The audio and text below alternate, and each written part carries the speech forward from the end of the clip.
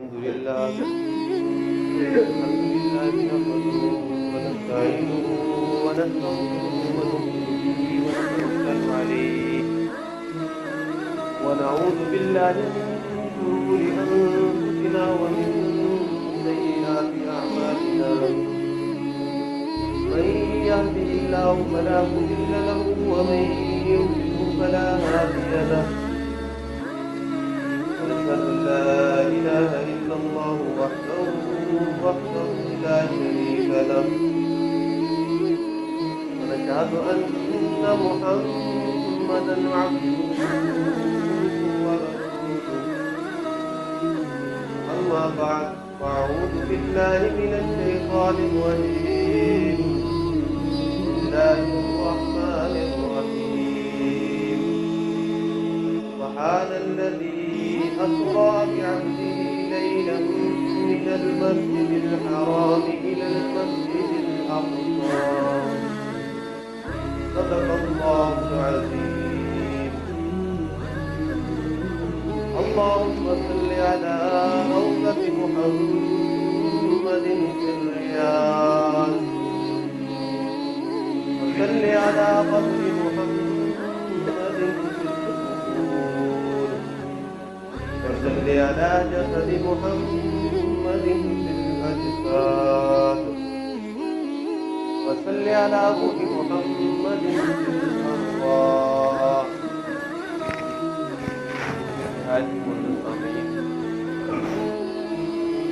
آپ حضرات کے سامنے قرآن مجید کی آیت سے جملہ تلاوت کیا ہے. اللہ رب العزت سے دعا ہے کہ اللہ تعالیٰ اس کا مفہوم حق اور سچ کہنے کی توفیق عطا فرمائے اور ہمارے اس کہنے سننے پر ہم کو عمل کی توفیق عطا فرمائے اور اسے ہماری نجات کا سبب بنائے.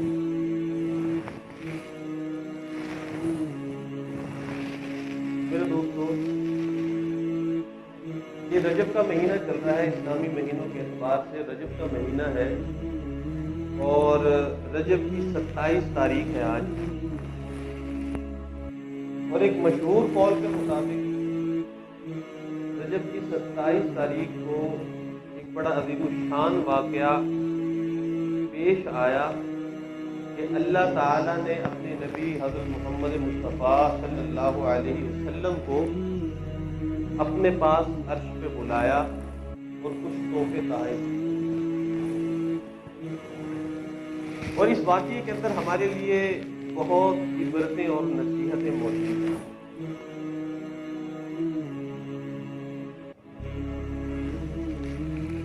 تو رجب کی 27ویں رات تھی اور پیر کا دن تھا کہ اللہ کے نبی صلی اللہ علیہ وسلم اپنی چچا زاد بہن ام ہانی کے گھر آرام فرما رہے تھے کہ اللہ تعالیٰ نے حضرت جبرائیل علیہ السلام کو بھیجا. اور حضرت جبرائیل علیہ السلام چھت کو چاک کر کے تشریف لائے اور نبی صلی اللہ علیہ وسلم کے آداب کو ملحوظ رکھتے ہوئے اللہ کے نبی صلی اللہ علیہ وسلم کو جگایا اور فرمایا کہ اللہ تعالیٰ آپ سے ملاقات کرنا چاہتا ہے. تو سب سے پہلا جو کام ہوا کہ اللہ کے نبی صلی اللہ علیہ وسلم کے سینہ مبارک کو چاک کیا گیا اور دل نکال کر سونے کی پلیٹ میں رکھ کر آب زمزم سے دھویا گیا اور اس کے اندر ایمان، تجلیات، برکات ڈالی گئی تاکہ اللہ سے ملاقات کر سکیں، اللہ کا دیدار کر سکیں. کیونکہ ہماری یہ انسانی آنکھ اللہ کا دیدار نہیں کر سکتی، اللہ سے کلام نہیں کر سکتی. حضرت موسیٰ علیہ السلام نے کہا تھا اللہ مجھے اپنا دیدار کروا، تو حضرت موسیٰ علیہ السلام سے اللہ نے کیا فرمایا تھا؟ میں اپنی تجلی اس پہاڑ پہ ڈالوں گا، تم پہاڑ کو دیکھ لینا. جب تجلی پہاڑ پہ ڈالی تو وہ پہاڑ سارا سرما بن گیا اور حضرت موسیٰ علیہ السلام بے ہوش ہو گئے. تو اس کے لیے اللہ کے نبی صلی اللہ علیہ وسلم کے سینہ مبارک کو چاک کیا گیا، دل مبارک کو دھویا گیا اور اس میں ایمان، تجلیات، برکات، انوارات کو ڈال کر پھر اس کو اپنی جگہ پہ رکھ دیا. اور آپ صلی اللہ علیہ وسلم کی 63 سالہ زندگی کے اندر ایسا کئی بار ہوا کہ آپ صلی اللہ علیہ وسلم کے دل مبارک کو فرشتوں نے آ کے چاک کیا ہو اور اسے دھویا ہو. ایک تو 4 سال کی عمر میں ہوا جب اللہ کے نبی صلی اللہ علیہ وسلم حلیمہ سعدیہ رضی اللہ تعالی عنہا کی زیر کفالت تھے، اس وقت کے فرشتے آئے اور آپ صلی اللہ علیہ وسلم کے دل مبارک کو نکال کر دیا۔ ایک دفعہ یہ واقعہ 10 سال کی عمر میں پیش آیا اور ایک دفعہ یہ واقعہ 40 سال کی عمر میں پیش آیا جب آپ صلی اللہ علیہ وسلم کو نبوت دی جاتی، اور ایک یہ واقعہ اس رجب کی رات کو پیش آیا جب اللہ تعالیٰ سے اللہ کے نبی صلی اللہ علیہ وسلم نے ملاقات کی۔ تو بہرحال یہ سفر شروع ہوا تو سب سے پہلے اللہ کے نبی صلی اللہ علیہ وسلم کو مسجد اقصیٰ سے، مسجد حرام سے مسجد اقصیٰ لے جایا۔ قرآن میں اللہ فرماتے ہیں سبحان الذی اسری بعبدہ لیلا من المسجد الحرام الی المسجد الاقصیٰ، کہ پاک ہے اللہ کی ذات جو اپنے بندے کو راتوں رات مسجد حرام سے مسجد اقصیٰ لے جائے۔ اسرا کا لفظ استعمال کیا ہے، اسرا کا مطلب ہوتا ہے سیر، جانا۔ تو مکہ مکرمہ سے مسجد حرام، مسجد اقصیٰ، بیت المقدس یا فلسطین کے اندر جو موجود ہے، وہاں تک اللہ کے نبی صلی اللہ علیہ وسلم کا یہ سفر ہوا، اس کو اسرا کہا گیا۔ اور وہاں سے پھر آگے آسمان تک اللہ کے نبی صلی اللہ علیہ وسلم کا جو سفر ہوا ہے وہ صحیح احادیث کے اندر ثابت ہے، اس کو معراج کہتے ہیں۔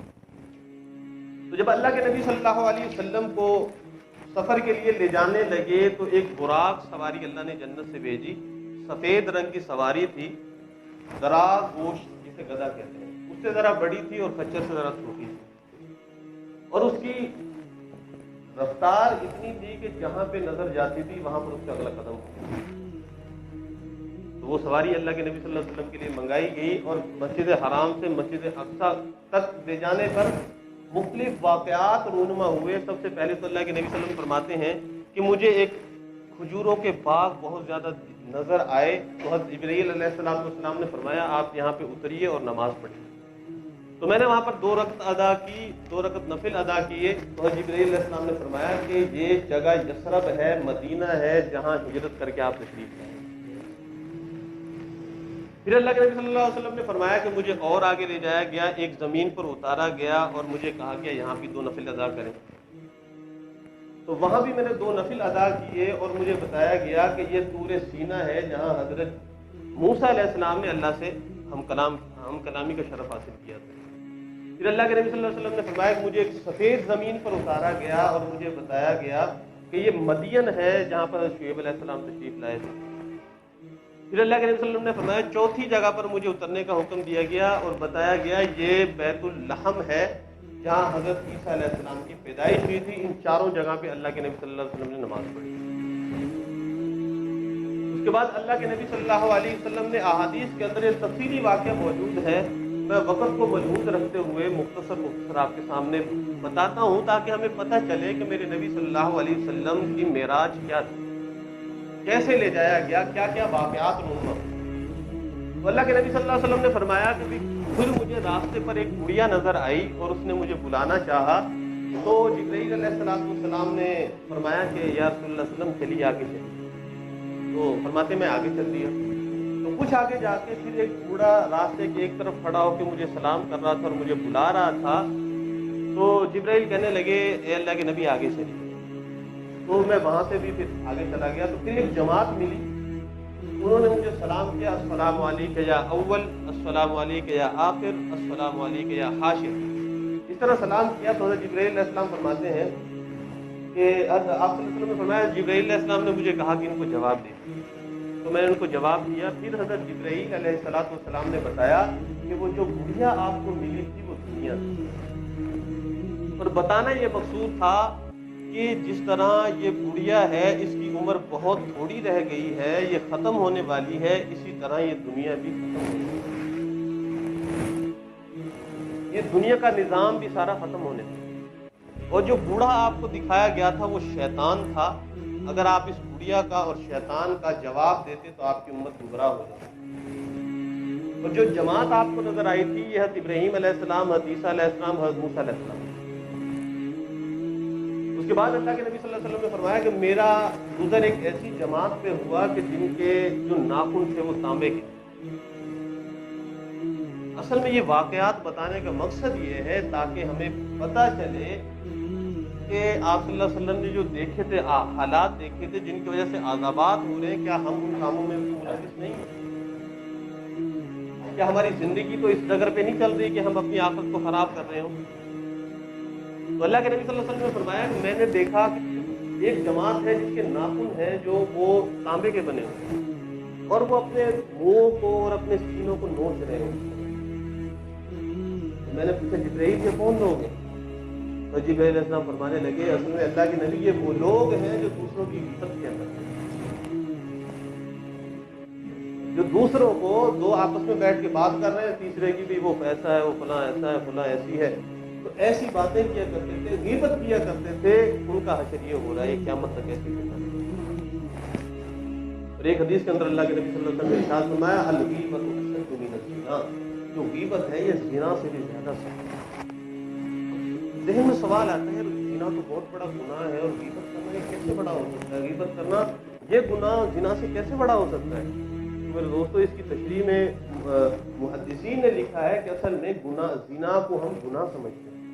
اگر کسی سے نعوذ باللہ گناہ ہو جائے تو ہم سوچتے ہیں یار گناہ ہو گیا ہے، اللہ سے معافی مانگتے ہیں، روتے ہیں، گڑگڑاتے ہیں تو اللہ معاف فرما دیتے ہیں. لیکن غیبت کو میرے بھائیوں گناہ نہیں سمجھتے، پھر وہ گناہ بڑھتا رہتا ہے. جب گناہ نہیں سمجھیں گے تو معافی کہاں سے مانگیں گے؟ تو وہ گناہ بڑھتا رہتا اور وہ زنا سے بھی بڑا ہو جاتا. اس لیے اللہ کے نبی صلی اللہ علیہ وسلم نے ارشاد فرمایا الغیبۃ اشد من الزنا. آج ہماری محفلیں میرے دوستو ہوتی اس چیز کی ہے، فلاں ایسا ہے، فلاں ایسا ہے، فلاں یہ ہے، فلاں کیا پتہ نہیں، یہ ساری میرے دوستو غیبت کی. تو گریز کریں ان چیزوں سے جو ہماری آخرت کو خراب کریں. پھر اللہ کے نبی صلی اللہ علیہ وسلم نے فرمایا میرا گزر ایک ایسی جماعت پہ ہوا کہ جن کی شرم گاہوں پر کچھ کپڑے لپٹے ہوئے تھے اور وہ جانوروں کی طرح چر رہے تھے. اور چر کیا رہے تھے؟ جہنم کے کا ایک پھل زقوم نام ہے اس کا، درخت ہے، پھل ہے اس کا، کانٹے دار درخت ہے، اس کو چر رہے تھے اور جہنم کے پتھروں کو اپنے پیٹ میں ڈال رہے تھے. تو میں نے پوچھا جبرائیل یہ کون لوگ ہیں؟ تو جبرائیل فرمانے لگے کہ اللہ کے نبی یہ وہ لوگ ہیں جو زکوٰۃ نہیں دیا کرتے، اپنے مال کو بچاتے تھے، اپنے پیٹوں میں ڈالتے تھے. آج یہ جہنم کے ان پتھروں کو اور ان کانٹے دار پھلوں کو اپنے پیٹ میں ڈالتے اور یہ اسی طرح ڈالتے رہے. تو میرے دوستوں ہم میں سے کتنے لوگ ہیں جنہیں زکوٰۃ کے بارے میں پتہ ہے کہ بھی زکوٰۃ کون کون سے مال پہ واجب ہے، زکوٰۃ کتنی واجب ہے، زکوٰۃ کس کو دینی ہے؟ میرے دوستوں ہمیں تو ان مسائل کا پتہ ہی نہیں، اور آخرت میں چھوٹ نہیں ہو سکتی کہ بھی ہمیں تو پتہ ہی نہیں تھا کہ ہم کیا کریں، ہم نے تو نہیں کی زکوٰۃ، ہمیں پتہ ہی نہیں تھا. کیونکہ میرے دوستوں ہم جس ملک کے اندر رہ رہے ہیں یہ اسلامی جمہوریہ پاکستان ہے، یہاں مدارس موجود ہیں، علماء موجود ہیں. ایک مسلمان کی ذمہ داری یہ بنتی ہے ان جو بڑے بڑے مسائل ہیں ان کا ہمیں پتہ ہونا چاہیے. اگر نہیں پتہ تو علماء سے پتہ کرنا چاہیے کہ بھئی ہمارا ہم فلاں کاروبار کرتے ہیں، ہمارے پاس یہ مال ہے، ہمارا کون سا مال زکوٰۃ میں آتا ہے، کون سا نہیں آتا، کون سی تجارت پر زکوٰۃ ہوگی، کون سی تجارت پر زکوٰۃ نہیں ہوگی، تاکہ میرے دوستوں اپنی آخرت کی زندگی کو ہم بنائیں اور سنواریں. ایک زکوٰۃ کی وجہ سے مال میں برکت ہوتی ہے. زکوٰۃ کی مال کا میل ہوا کرتا ہے. اس کے جو سادات ہوتے ہیں، نبی صلی اللہ علیہ وسلم کے خاندان والے ہوتے ہیں، وہ زکوٰۃ کا مال استعمال نہیں کر سکتے، کیونکہ یہ مال جو ہوتا ہے یہ میل ہے، یہ زکوٰۃ کا مال یہ میل ہوتا ہے، اس سے مال پاک ہو جاتا ہے. یہ میرے دوستوں ہمیں معلوم کرنا چاہیے کہ بھئی جو ہمارے پاس مال ہے اس پر زکوٰۃ واجب ہوتی ہے. ہمارے جو گھروں میں سونا رکھا ہوا ہے اس پر کتنی زکوٰۃ واجب ہوتی ہے؟ اللہ کے نبی صلی اللہ علیہ وسلم کی ایک حدیث ہے جس کا مفہوم ہے اگر سونے کی زکوٰۃ نہیں دی جائے گی تو یہی سونا گنجا سانپ بن کے ہمارے سامنے آ جائے گا. اس کے بعد میرے دوست اللہ کے نبی صلی اللہ علیہ وسلم نے ارشاد فرمایا پھر میرا گزر ایک ایسی جماعت پہ ہوا کہ جن کو سروں کو پتھروں سے کچلا جا رہا، فرشتے ان کے سر پر پتھر مارتے تھے، ان کے پتھر کی وجہ سے ان کے سر ٹکڑے ٹکڑے ہو جایا کرتے تھے. اس کے بعد دوبارہ جڑتے تھے، پھر پتھر مارا جاتا، پھر وہ ٹکڑے ٹکڑے ہو جاتے، پھر جڑتے. تو حضرت جبرائیل علیہ السلام سے پوچھا اللہ کے نبی نے کہ جبرائیل یہ کون لوگ؟ اللہ کے نبی صلی اللہ علیہ وسلم نے ارشاد فرمایا تو حضرت جبرائیل علیہ السلام نے ارشاد فرمایا اللہ کے نبی یہ وہ لوگ ہیں جو نماز نہیں پڑھتے. آج میرے دوستوں ہم دیکھیں ہمیں کتنے لوگ نماز پڑھتے. آج ایک بستی ہوتی ہے جس میں 150 گھر ہے، 200 گھر ہے، لیکن میرے دوست 2 صفحے مکمل نہیں. اللہ کے نبی صلی اللہ علیہ وسلم نے تو ارشاد فرمایا جس کا مفہوم ہے کہ مسلمان اور کافر میں فرق ہی نماز کا ہے۔ ایک حدیث میں آتا ہے کہ جس نے دو نمازوں کو بغیر کسی عذر کے چھوڑ دیا اور ایک وقت میں پڑھا، دو نمازوں کو بغیر کسی عذر کے ایک وقت میں پڑھا، وہ کبیرہ گناہوں کے دروازوں میں سے ایک دروازے پر پہنچ گیا۔ آج میرے دوستو ہم نماز سے بالکل واقف ہوں گے، کتنی دیر لگتی ہے؟ 24 گھنٹے میں سے ہم 1 گھنٹہ پورا دن اللہ کو دینے کے لیے تیار نہیں ہیں۔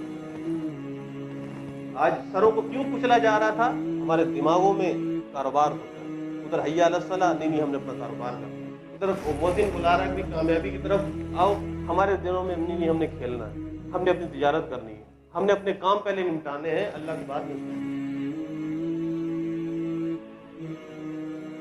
میرے دوستو یہ ایک تحفہ تھا نماز، میں آگے بتاؤں گا کہ جو معراج سے ہم کو ملا۔ پھر اللہ کے نبی صلی اللہ علیہ وسلم نے فرمایا کہ میرا گزر ایک ایسی جماعت پر ہوا کہ جن کے پاس ہڈیا کے اندر کچھ تازہ کھانا رکھا ہوا تھا، گوشت رکھا ہوا تھا، اور ایک طرف بدبودار اور سڑا ہوا اور مردار پڑا ہوا تھا، اور وہ لوگ وہ تازہ گوشت کو چھوڑ کر وہ مردار کو کھا رہے تھے۔ تو میں نے جبرائیل سے پوچھا، جبرائیل یہ کون لوگ ہیں؟ جبرائیل علیہ السلام نے بتایا کہ اللہ کے نبی یہ وہ لوگ ہیں، وہ مرد ہیں جن کو اللہ نے پاکیزہ بیویاں عطا کی تھی، لیکن وہ ان پاکیزہ بیویوں کو چھوڑ کر بدکار عورتوں سے اپنا منہ کر رہے تھے، اپنی غیر محرموں کے پاس جایا کرتے تھے اپنی بیویوں کو چھوڑ کر۔ اور یہ وہ عورتیں ہیں جو اپنے خامن جو اللہ نے ان کے لیے حلال کیے تھے، ان کو چھوڑ کر یہ غیر مردوں کے پاس جایا کرتی تھی۔ تو جس طرح دنیا کے اندر انہوں نے منہ کالا کیا، آج بھی یہ تازہ اور اچھے چیز کو چھوڑ کر یہ گند کے اندر منہ کالا۔ تو میرے بھائیوں، ہماری زندگی جو ہے وہ اللہ تعالیٰ کے نبی صلی اللہ علیہ وسلم نے جو ہمیں سکھائی ہے وہ بڑی پاکیزہ زندگی ہے۔ جو محبتیں ہمیں اپنے گھر والوں کے ساتھ بانٹنی چاہیے، اپنی بیوی کے ساتھ، بچوں کے ساتھ، وہ ہم آج اپنا وقت ہی باہر گزارتے ہیں، تانگ جھانک میں وقت گزارتے ہیں۔ جو ہمیں اللہ نے حلال اور پاکیزہ بیویاں دی ہیں، ان سے ہم محبت کا اظہار کرتے ہوئے شرماتے ہیں۔ اللہ کے نبی صلی اللہ علیہ وسلم نے یہ زندگی سکھائی ہے ہمیں۔ اللہ کے نبی صلی اللہ علیہ وسلم سے پوچھا گیا کہ اللہ کے نبی آپ کو سب سے زیادہ محبت کس سے؟ آپ نے فرمایا مجھے عائشہ سے۔ یہ نبی صلی اللہ علیہ وسلم نے ہمیں یہ زندگی سکھائی ہے۔ پھر اللہ کے نبی صلی اللہ علیہ وسلم نے ارشاد فرمایا میرا گزر ایک ایسی جماعت پر ہوا کہ جن کے ہونٹوں کو اور زبانوں کو کینچیوں سے کاٹا جا رہا۔ تو میں نے پوچھا یہ کون لوگ ہیں؟ تو فرمایا یہ وہ واعظین ہیں، نصیحت کرنے والے ہیں، جو دوسروں کو نصیحت کیا کرتے تھے اور لوگوں کو گمراہ کیا کرتے تھے، خودعمل نہیں کیا کرتے تھے۔ تو دوستو ہماری زندگی تو عمل والی زندگی، اگر عمل والی زندگی نہیں ہے میرے دوستو پھر یہ شرمندگی ہے۔ اللہ نے ہمیں جو مختصر سا وقت دیا ہے یہ اس لیے دیا ہے کہ ہم اپنی آخرت کو سنوار لیں، اپنی آخرت کو بنائیں، اپنی قبر کو زندگی کو بنائیں، اپنی حشر کی زندگی کو بنائیں۔ میرے دوستو یہ ختم ہو جائے گی، جوان بھی جا رہے ہیں، بوڑھے بھی جا رہے ہیں، مرد بھی جا رہے ہیں، عورتیں بھی جا رہے ہیں، کوئی وقت مقرر نہیں ہے، ہر کوئی اپنے اپنے وقت پر جا رہا ہے، اور ایک ایک لمحے اور ایک ایک سیکنڈ کا میرے دوستو حساب ہے۔ آج ہم اپنا کوئی کہیں پر نوکری کر رہے ہو نا، ہم مہینے کا حساب نہیں اسے صحیح طرح دے سکتے، پوری زندگی کا حساب ہم نے اللہ کے سامنے دیا۔ تو بہرحال اللہ کے نبی صلی اللہ علیہ وسلم نے یہ مناظر دیکھے، اس کے بعد اللہ کے نبی صلی اللہ علیہ وسلم فرماتے ہیں کہ مجھے مسجد اقصیٰ لے جائے۔ وہاں پر تمام انبیاء اکرام موجود تھے، ان کی میں نے اللہ کے نبی صلی اللہ علیہ وسلم نے امامت کروائی، اس لیے ہم اپنے نبی کو امام الانبیاء کہتے ہیں۔ حضرت آدم علیہ السلام سے لے کر حضرت عیسیٰ علیہ السلام تک جتنے بھی نبی تھے، اس معراج کی رات اللہ کے نبی صلی اللہ علیہ وسلم نے سب کی امامت کروائی، فرشتوں کی بھی امامت کروائی۔ اس کے بعد اللہ کے نبی صلی اللہ علیہ وسلم فرماتے ہیں کہ مجھے آسمان کی طرف لے جایا گیا، تو پہلے آسمان پر حضرت آدم علیہ السلام سے ملاقات ہوئی، دوسرے آسمان پر حضرت عیسیٰ علیہ السلام، حضرت یحییٰ علیہ السلام سے ملاقات ہوئی، تیسرے آسمان پر حضرت یوسف علیہ السلام سے، چوتھے آسمان پر حضرت عیسیٰ علیہ السلام سے ان سے ملاقات ہوئی، پانچویں پر حضرت ہارون علیہ السلام سے، چھٹے پر حضرت موسیٰ علیہ السلام سے، اور ساتویں پر حضرت ابراہیم علیہ السلام سے ملاقات ہوئی اور اللہ کی حمد و ثنا کی۔ اس کے بعد اللہ کے نبی صلی اللہ علیہ وسلم فرماتے ہیں کہ مجھے سدرۃ المنتہا تک لے جایا گیا۔ 7 آسمان سے اوپر ایک سدرۃ المنتہا ہے، سدرہ کہتے ہیں بیری کو، اور اللہ کے نبی صلی اللہ علیہ وسلم نے بتایا بھی تھا کہ وہ بیری اس جو بیری تھی اس کے درخت، وہ اتنا بڑا درخت تھا کہ اس کی جڑیں چھٹے آسمان پہ تھی اور شاخیں ساتویں پہ، اور اس کے جو بیر تھے مٹکوں کی طرح بڑے بڑے تھے، اور اس کے جو پتے تھے وہ ہاتھی کے کان کی طرح بڑے تھے۔ یہ میرے نبی صلی اللہ علیہ وسلم جو معراج پہ گئے وہ ساری باتیں اللہ کے نبی صلی اللہ علیہ وسلم نے بتائی ہیں۔ تو سدرۃ المنتہا اسے اس وجہ سے کہتے ہیں کہ یہاں پہ آ کر کوئی نیچے والی مخلوق اوپر نہیں جا سکتی، انتہا ہے یہاں پہ۔ تو وہاں پہ جبرائیل علیہ السلام نے بھی کہا اے اللہ کے نبی اس سے آگے میں نہیں جاؤں، میری یہاں پر انتہا، اگر میں یہاں سے ایک قدم بھی آگے جاؤں گا میرے پر چل جائیں گے، یہاں سے اگلا سفر اللہ کے پاس آپ نے جانا ہے تو آپ کو اکیلے طے کرنا ہے۔ پھر اللہ کے نبی صلی اللہ علیہ وسلم کے لیے ایک سواری رف لائی گئی جو سبز رنگ کا ایک مسند تھی، اس پر بیٹھ کے اللہ کے نبی صلی اللہ علیہ وسلم نے سفر کیا اور اللہ سے ہم کلام ہوئے، اللہ تعالیٰ کی زیارت کی۔ تو پھر اللہ تعالیٰ نے 3 انعامات دیے اس امت کو۔ واپسی پہ جب اللہ کے نبی صلی اللہ علیہ وسلم واپس آنے لگے تو 3 انعامات دیے۔ ایک انعام تو اللہ کے نبی صلی اللہ علیہ وسلم کو یہ ملا کہ اللہ کے نبی صلی اللہ علیہ وسلم کو 50 نمازیں دی۔ جب 50 نمازوں کا تحفہ لے کے اللہ کے نبی صلی اللہ علیہ وسلم 7ویں آسمان پر آئے، حضرت ابراہیم علیہ السلام سے ملاقات کی، انہوں نے کوئی بات نہیں۔ جب حضرت موسیٰ علیہ السلام کے پاس آئے 6 آسمان پر، تو حضرت موسیٰ علیہ السلام نے کہا اللہ کے نبی آپ یہ نمازیں بہت زیادہ ہیں، میری امت پر 2 نمازیں فرض ہیں، اور میں تجربہ کر چکا ہوں کہ وہ 2 نمازیں نہیں پڑھا کرتے تھے، آپ کی امت دن رات میں 50 نمازیں کیسے پڑھے گی؟ اور اللہ کے نبی صلی اللہ علیہ وسلم کو جب موسیٰ علیہ السلام نے یہ کہا تو اللہ کے نبی صلی اللہ علیہ وسلم اللہ کے پاس تشریف لے گئے اور ان کو کہا کہ اللہ میری امت بڑی کمزور ہے، نمازوں میں کچھ کمی کر دیجیے، وہ 50 نمازیں نہیں پڑھ سکتی۔ تو اللہ نے 5 نمازیں کم کر دی، 45 رہ گئی۔ پھر حضرت موسیٰ علیہ السلام کے پاس آئے، پھر حضرت موسیٰ علیہ السلام نے کہا یا رسول اللہ اور کم کروائیں، آپ کی امت اتنا نہیں پڑھ سکتی۔ تو اس طرح اللہ کے نبی صلی اللہ علیہ وسلم 9 دفعہ اللہ کے پاس مقصد کے لیے تشریف لے گئے، 45 نمازیں معاف کروائیں، 5 نمازیں رہ گئی۔ پھر حضرت موسیٰ علیہ السلام کے پاس آئے اللہ کے نبی، تو حضرت موسیٰ علیہ السلام نے کہا یا رسول اللہ یہ بھی زیادہ ہے 5، میری امت تو 2 نہیں پڑھ سکی۔ تو حضرت آپ صلی اللہ علیہ وسلم نے ارشاد فرمایا کہ مجھے بار بار نمازیں کم کروانے کے لیے جاتے ہوئے اللہ سے حیا آتی ہے، 5 نمازیں کافی۔ تو پھر اللہ کے نبی صلی اللہ علیہ وسلم کو 5 نمازوں کا تحفہ ملا جو اپنی امت کے لیے لے کے آئے، اور اس کے اندر اللہ نے پیکیج یہ رکھا کہ آپ کی امت پڑھے گی 5، نہ ثواب 50 کرے۔ میرے دوستو یہ ہماری کم نصیبی ہے کہ ہم ان نعمتوں کو سمیٹنا نہیں چاہتے۔ آج میرے دوست اگر ویران ملتے ہیں تو یہ اللہ کے گھر ویران ملتے ہیں۔ اگر کہیں پہ میچ ہو رہے ہو تو اسٹیڈیم بھرے ہوئے ملتے ہیں، سینما ہال بھرے ہوئے ملتے ہیں، بازار بھرے ہوئے ملتے ہیں، محفل کی جگہ بھری ہوئی ملتی ہے۔ آج اگر خالی ملتے ہیں تو اللہ کے گھر جاتے ہیں۔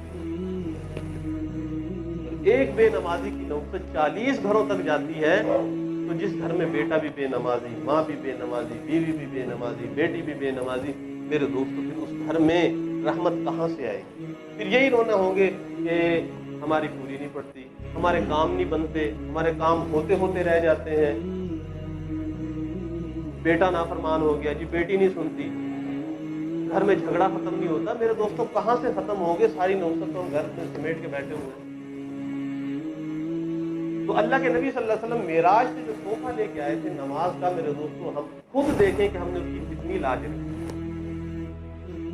اور پھر میرے نبی صلی اللہ علیہ وسلم کی زندگی کو بھی دیکھیں کہ میرے نبی صلی اللہ علیہ وسلم نے اس نماز کا کیسا اہتمام کیا۔ آخری وقت ہے، چلنے کے قابل نہیں ہے، اللہ کے نبی صلی اللہ علیہ وسلم نے حکم دے دیا مری ابا بکر ان یصلی بالناس، کہ ابو بکر کو حکم دو کہ لوگوں کو نماز پڑھا دے، میں نہیں آ سکتا۔ ابو بکر صدیق رضی اللہ تعالیٰ مصلی پر کھڑے ہوئے نماز کی نیت کی۔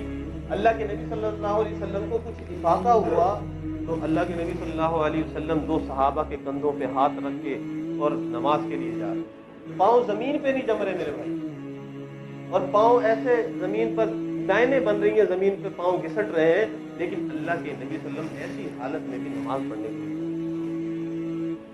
ایک میرے دوستو میں اور آپ آج ہم اپنی حالت کو بھی دیکھیں کہ ہمارے نبی صلی اللہ علیہ وسلم نے بیماری میں نماز نہیں چھوڑی، ہم صحت میں چھوڑی۔ میرے نبی صلی اللہ علیہ وسلم نے 63 سال کی عمر میں نماز نہیں چھوڑی، ہم جوانی میں نماز نہیں چھوڑی۔ آج میرے بھائیو دعوے تو ہمارے بڑے ہیں، غلامی رسول میں موت بھی قبول ہے، جو ہونا اس کی مصطفی زندگی فضول ہے، ہم یہ نعرے لگاتے ہیں، اور ہونا چاہیے مسلمان کو نبی صلی اللہ علیہ وسلم سے پیار ہونا چاہیے، اور ماں باپ سے بھی بڑھ کے ہونا چاہیے، لیکن میرے دوستوں محض یہ دعوے نہیں ہونے چاہیے. ہم صرف نام کے مسلمان نہ بنے میرے دوستوں، کام کے مسلمان. آج ہماری زندگی ایسی ہو جیسے میرے نبی صلی اللہ علیہ وسلم کی زندگی. آج ہماری شکل و صورت ایسی ہو جیسے میرے نبی صلی اللہ علیہ وسلم کی زندگی. آج ہمارا لباس ایسا ہو جیسے میرے نبی صلی اللہ علیہ وسلم نے لباس پہنا. پھر پتہ چلے گا کہ ہم واقعی نور سے پہچانے جا رہے ہوں گے. یہ امت محمدی کا ایک پسند جا رہا ہے. دوستوں ہم محبت کے خالی دعوے کرتے ہیں، لیکن آپ صلی اللہ علیہ وسلم والی زندگی ہماری زندگیوں سے نکل گئی. یہ محض سننے کے لیے نہیں ہے باتیں میرے دوستوں. دل میں جگہ دیں ان کو اور ہم سوچیں، تنہائی میں بیٹھ کے سوچیں کہ ہماری اتنی عمر گزر گئی اور اللہ کے نبی جس پیارے تحفے کو لے کے آئے تھے ہم نے اس کی کتنی لاج. جو نماز لے کے آئے تھے ہم نے کتنی زندگی نمازوں کے اندر. دوستوں نماز کا حکم جو ہے یہ بڑا سخت ہے. کئی دارالفتہ سے جا کے پوچھ لیں، اگر آپ کھڑے ہو کے نماز نہیں پڑھ سکتے، بیمار ہیں تو معاف نہیں ہے بیٹھ کے.